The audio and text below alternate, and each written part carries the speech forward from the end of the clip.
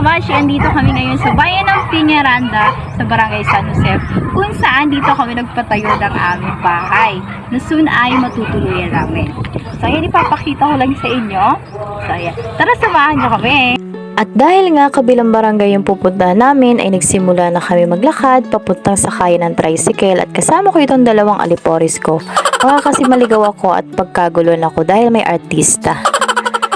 Kung makikita nyo nga ay nakasakay na kami ng tricycle at yan pala yung palayan namin. Charot lang. Malapit nang gapasin yung mga nasa gitna niyan. Charot ulit. Sabi nga nila, pagmamayari daw ito ng pinakamayamang angkan dito sa Piñaranda. Kasama itong highway na dinadaanan namin. Presko talaga ng hangin dito mga kabashing. Amoy palay at bukid lang. Heto na nga, andito na kami sa bayan ng Piñaranda. Ang Piñaranda pala ay originally, ang tawag ay Mapisong at dati parte pa ito ng Gapay. Dahil lumalaki na din ang mga barangay dito, kaya naging isang bayan na ito at meron itong 10 barangays. Ang Piñaranda din ang kilala sa kanilang rice at vegetable farming, poultry at piggery.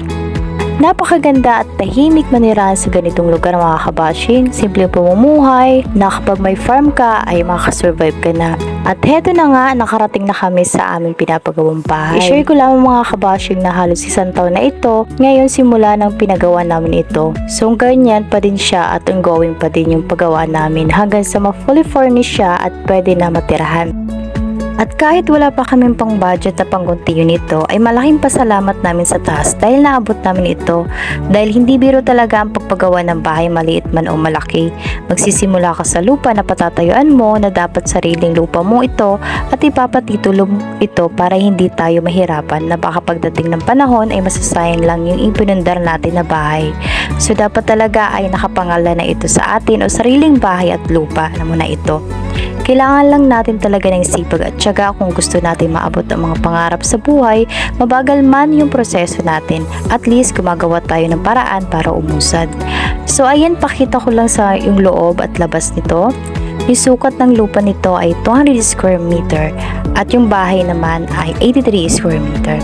Bago pala kayo makapagsimula magpa-construction ay kailangan may building permit tayo sa munisipyo at meron itong kailangang requirements na i-prepare nyo para mabigyan kayo ng permit kasama na yung house plan or drawing natin galing sa licensed architect or engineer. So kailangan din na mag-prepare tayo para din sa mga service charge ng mga kailangan natin lahat. So medyo marami-rami din talaga ang mga requirements na kailangan ihanda bago magpagawa ng bahay. Lalo na pag sa probinsya. Pero steps by step lang tayo mga kabashing, sabi nga nila. So ayan, kung mapapansin nyo talaga, ay malalaki yung mga bintana namin. May 2 kwarto lang din ito at may countertop para sa sala.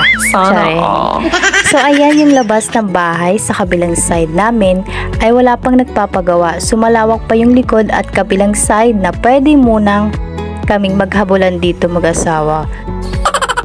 Sakali pa na mag-away kami. So mga kabashing, hanggang dito na lang muna yung pahapyaw na introduce ko sa aming ongoing construction. Kita-kits ulit tayo sa another part 2 na isi-share ko sa inyo ng mga tips na pagpapatayo ng bahay. And hoping na sa susunod kong vlog nito ay natitirahan na namin kahit hindi pa siya masyadong furnished. So muli ang iyong kabashing, salamat sa panonood.